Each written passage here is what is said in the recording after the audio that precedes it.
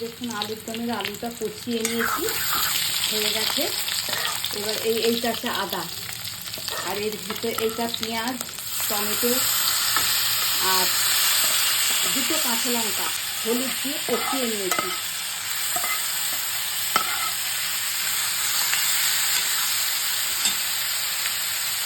এটা মশলা দিয়ে জলটা দিয়ে দিচ্ছি।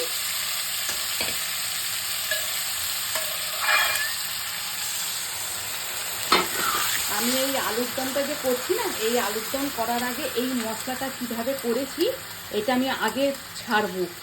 তারপর হয়তো সকালে ছাড়লে সন্ধেবেলা আলুর দমটা ছাড়বো, তাহলে বুঝিয়ে যাবেন আপনারা এতে কি মশলা আছে। অদ্ভুত টেস্ট। আমি মানে ডিব্বাটা খুলেছি, সে গন্ধই মানে টেকা যাচ্ছে না, এত সুন্দর গন্ধ।